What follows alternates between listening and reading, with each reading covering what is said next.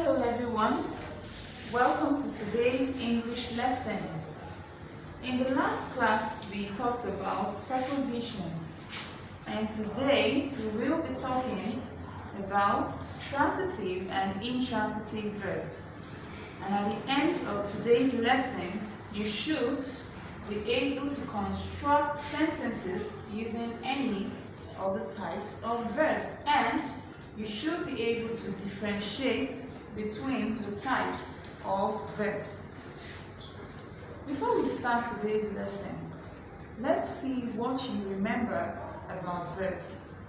What is a verb? Simply put, a verb is an action word, right? Yes.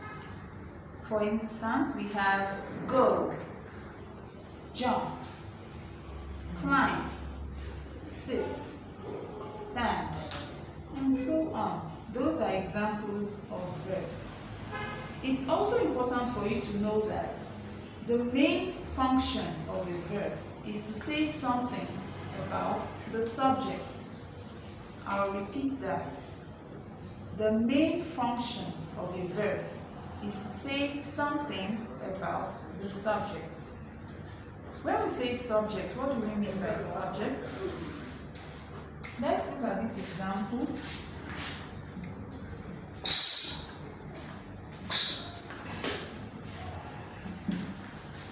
Ade cut himself. Where is the subject here?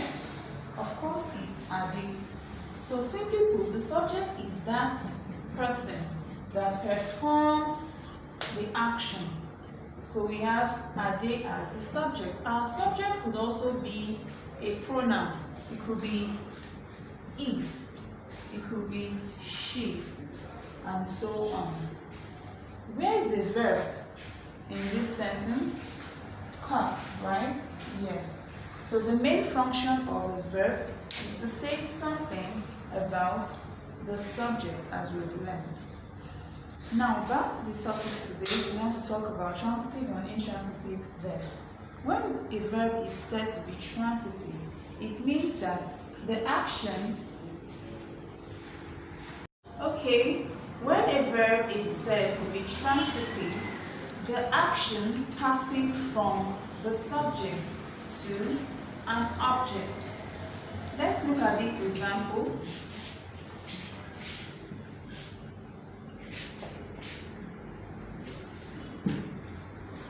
Now, what is the verb here? The verb is cut.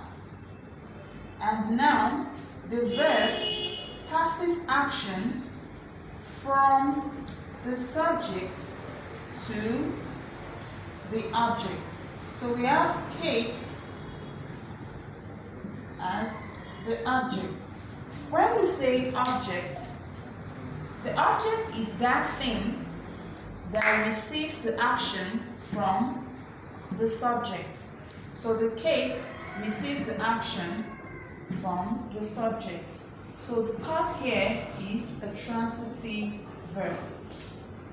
When we talk about intransitive verbs are verbs where the action does not pass to any object. We do not have an object when we're using an intransitive verb. For instance,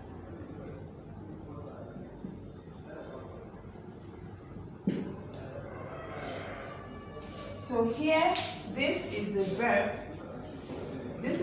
and there is no object to pass the action to. So we just have a subject and a verb. Whereas in this example, we have the subject, we have the verb, and then we have an object.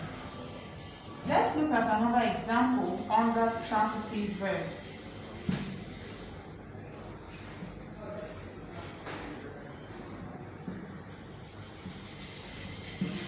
We have the man shut the door. Here, shut is the verb, right? Yes. So the man's action of shutting is affecting the door. So this is the object. So a transitive verb passes action from the subject to an object, whereas Let's give another example of an intransitive verb.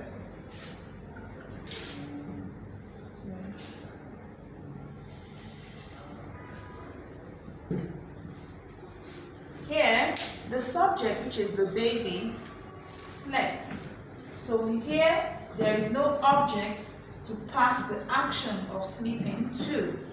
The subject is the one performing the action. So the baby slept is a form of an intransitive verb. It's an example of an intransitive verb. So slept is an intransitive verb. I hope you've learned one or two things today. For your assignment, you need to go to page 76 of your new concept English textbook, exercises 1 and 2. That's it for today. Thank you so much for joining me. I remain Miss Taiwo. Bye.